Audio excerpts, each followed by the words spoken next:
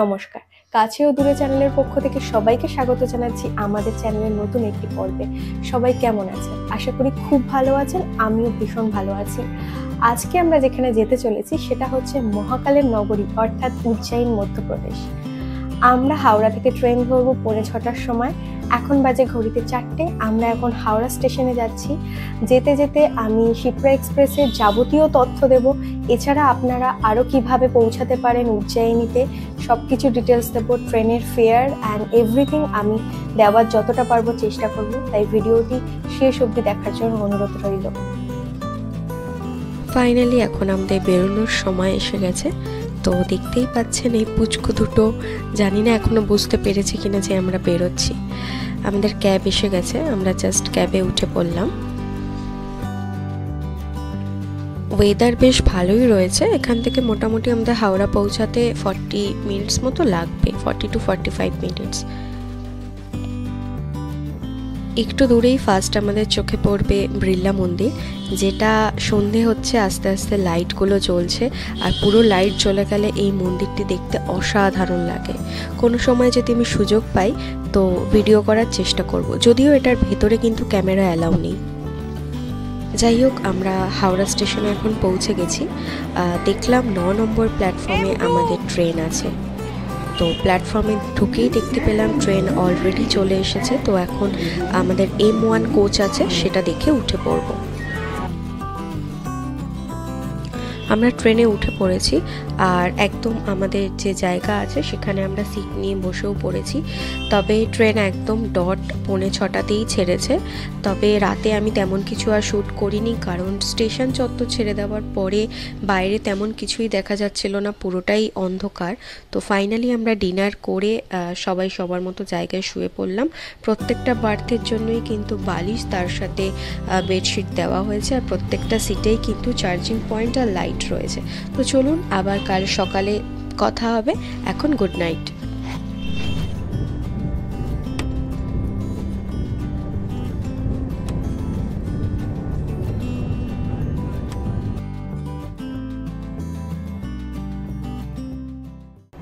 Good morning. রাতে তো তেমন কিছুই দেখানো হয়নি, যেহেতু বাইরে কোনো সানলাইট ছিল না, পুরোটাই অন্ধকার ছিল। কিন্তু সকালের দিকে চেষ্টা করছি। এখন আমরা ঘুম থেকে উঠলাম, এখন ওই 11:15 মতো বাজে। যেহেতু শীতকাল, বেশ অনেকক্ষণ শুয়েই ছিলাম।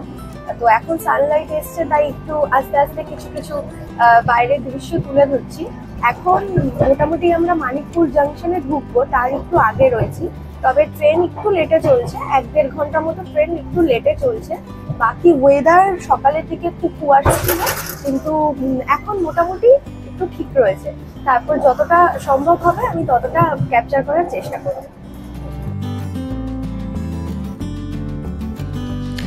আমরা ফ্রেশ হয়ে টুকটাক একটু ব্রেকফাস্ট করে নিচ্ছি। আর তারপর আমি অনেকক্ষণ পর একটা উইন্ডো সিট পেয়েছি, যেহেতু আমাদের লোয়ার বার্থ তেমন একটা পড়েনি। তো ফাইনালি আমি এই বাইরের দৃশ্য সকালবেলা উপভোগ করছি। ট্রেনে যেতে যেতে একটু শিপ্রা এক্সপ্রেসের ব্যাপারে পুরো ডিটেলসটা বলে দিই। এটা সপ্তাহে 3 দিন ছাড়ে হাওড়া থেকে, Monday, Thursday and Saturday.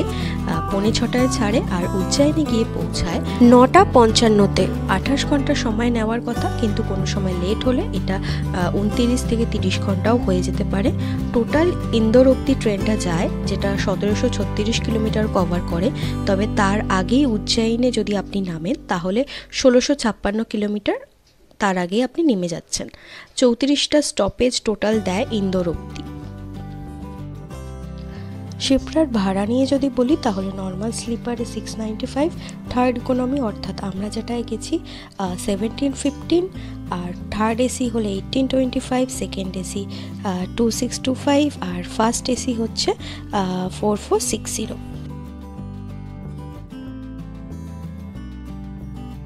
1010 kilometre দূরে এসে আমাদের ট্রেন থামলো মাইহার স্টেশনে।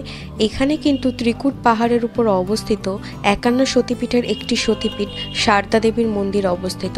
বলা হয় যে এখানে এই মন্দির নাকি খোলার আগেই সকালবেলায় অটোমেটিকলি মায়ের শৃঙ্গার অলরেডি হয়ে যায়। তো কোনোদিন যদি পারি তো নিশ্চয়ই এই মন্দিরে এসে দর্শন করব এবং আপনাদেরও দেখাবো। এরপর সকালের দিকে ট্রেনে লাঞ্চের অর্ডার নিতে এসেছিল, তো আমরা লাঞ্চের জন্য অর্ডার দিয়ে দিয়েছিলাম, সেই খাবারটাই এখন আমাদের দিয়ে গেল। এখন দুপুর 2টো বাজতে যায়, আমাদের জাস্ট লাঞ্চ কমপ্লিট হলো। যেমন দেখালাম, আমরা 3 জনের জন্য 3টে এগ থালি অর্ডার করেছি। এগ থালির দাম নিয়েছে 160 করে, আর ভেজ থালি ছিল 150, অ্যান্ড যেটা চিকেন থালি সেটা 180। তো আমরা এগ থালি অর্ডার করলাম।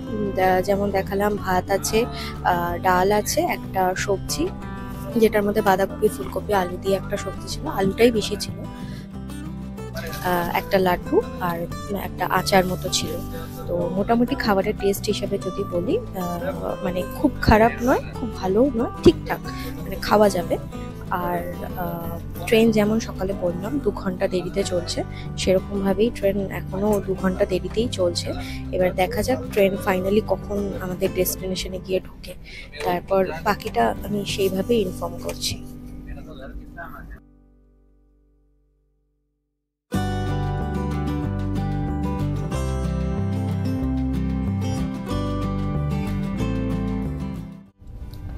এখন রাত 9টা 6 মতো বাজে।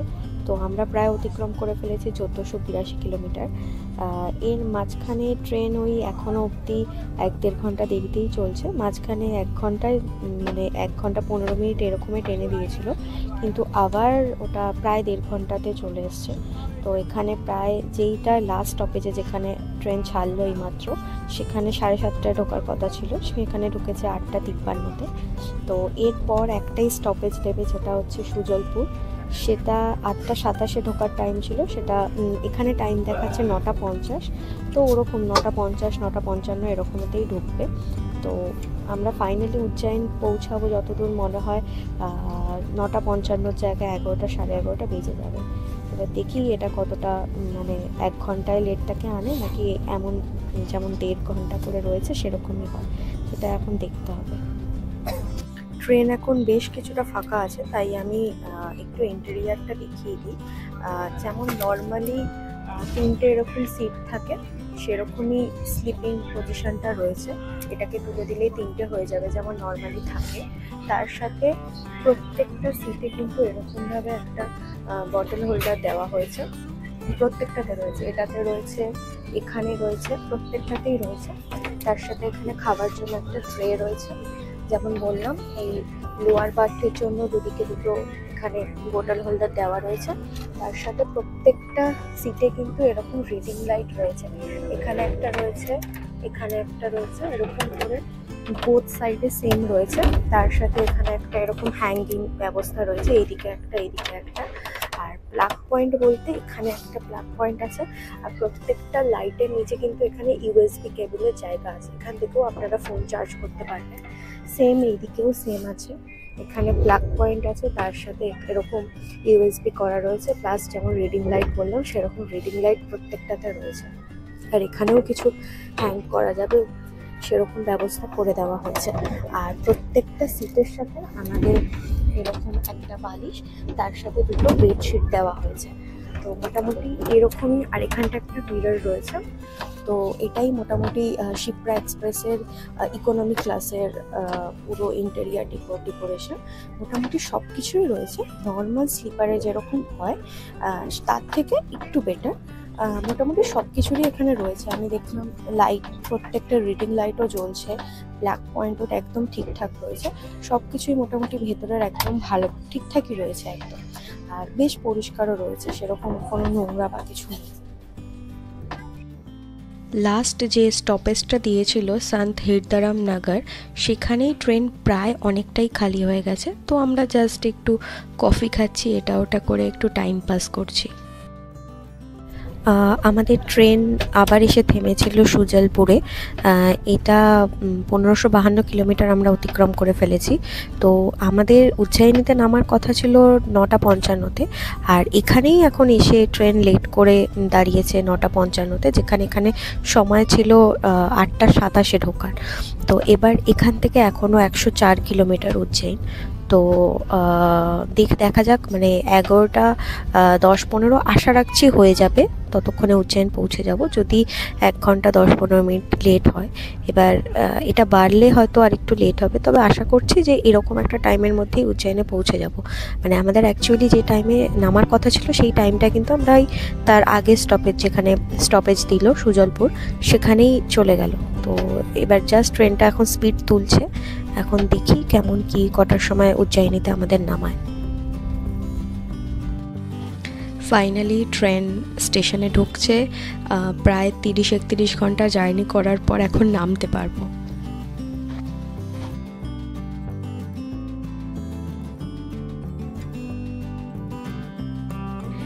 ফাইনালি নেমে গেছি মহাকাল কি নগরী উজ্জয়ন।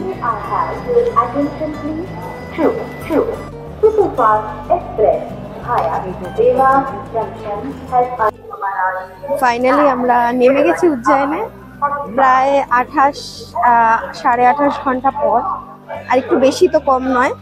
এখন 11টা 5 মতো বাজে।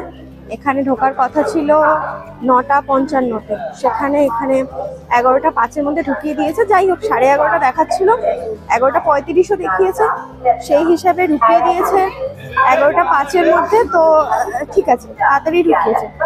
এবার আমাদের হোটেল বুক করা রয়েছে, এখান থেকে দেখি কি পাওয়া যায়, সেই হিসাবে সেটাতে করে আগে হোটেলে যাব, বাকিটা দেখাচ্ছি তারপর।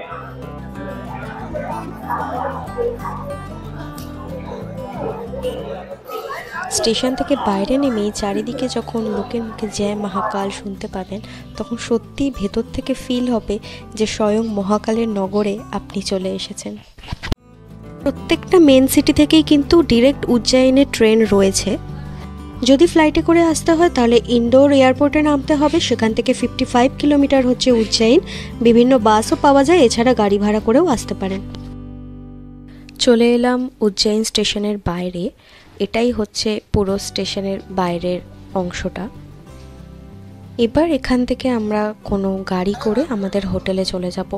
জাস্ট স্টেশন থেকে একটুখানি বেরিয়েই দেখবেন অনেক গাড়ি দাঁড়িয়ে রয়েছে, আপনাকে এরকমভাবেই ডাকাডাকি করবে। তো এটা হচ্ছে স্টেশন থেকে বেরিয়ে একদম মেন রোড। এখানেই আমরা আমাদের হোটেলের অ্যাড্রেস দেখিয়ে একটা অটো বুক করে নিলাম। আমাদের এই হোটেলটি একদম মাঝামাঝি একটি জায়গায় করে, মানে স্টেশন থেকেও ওই 1-1.5 কিলোমিটারের মধ্যে, আর হোটেল থেকেও মন্দিরও ওরকমই 1-1.5 কিলোমিটারের মধ্যে। তো আমাদের এখান থেকে হোটেল যেতে 100 টাকা ভাড়া পড়েছে। তবে স্টেশনের আশেপাশেও কিন্তু প্রচুর হোটেল আছে, যেমন দেখতে পাচ্ছেন মেন রোডের উপর অনেক হোটেল আছে, আর মন্দিরের আশেপাশেও প্রচুর হোটেল আছে। আমাদের হোটেলটা একদম মাঝামাঝি একটি জায়গায় করে, মানে স্টেশন থেকে আর মন্দির থেকে মাঝামাঝি একটি জায়গায়। ফাইনালি আমরা পৌঁছে গেছি হোটেলে, আর হোটেলে ঢোকার সময় এনার সাথে দেখা হয়ে গেল। পরে জানতে পারলাম ইনি এই হোটেলেই থাকেন।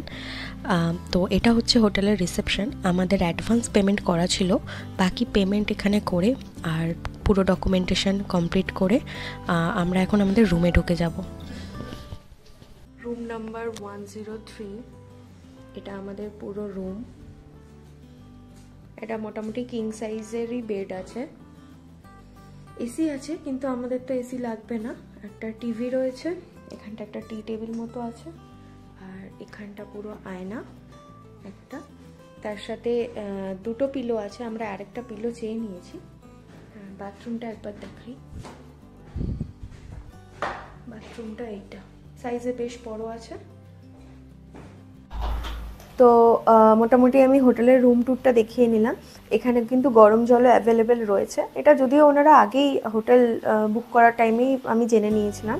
ওয়াইফাইও রয়েছে, ওয়াইফাই কানেক্ট করে নিলাম, মনে হচ্ছে ঠিকঠাকই স্পিড রয়েছে। আর এখানে একটা ওনারা মেনু কার্ড দিয়ে দিয়েছে, তো আমরা সেখান থেকে খাবার অর্ডার করলাম। তো আমাদের জাস্ট জানালো যে আধা ঘন্টার মধ্যে দিয়ে দিচ্ছে। তো ওভারঅল বাকি এক্সপিরিয়েন্স এখনও অবধি একদম ঠিকঠাক রয়েছে। এছাড়া পুজো নিয়েও আমরা জিজ্ঞেস করলাম, তো যথেষ্ট গাইডেন্স উনি দিয়েছেন, যিনি ছিলেন আর কি কথা বলার জন্য। তাছাড়া যদি আমরা সাইট সিনে বেরোই বা এখান থেকে যেখানে যেখানে যাব, তার জন্য যদি গাড়ির ব্যবস্থা করতে হয়, তো ওনাদের বললে ওনারাও সেই গাড়ির ব্যবস্থা করে দেবে। তো আমরা এখন আস্তে আস্তে প্ল্যান করছি যে কোনটা কোনটা কালকে দেখব। তো সেই হিসেবে দেখা যাক আমরা গাড়ি কিনি না নিই। আপাতত আমরা একটু ফ্রেশ হইনি, হয়ে খাওয়া দাওয়া করে আজকের মতো এটাকে অফ করছি। আমার কাছে আমাদের হোটেলটা বেশ ভালো লেগেছে।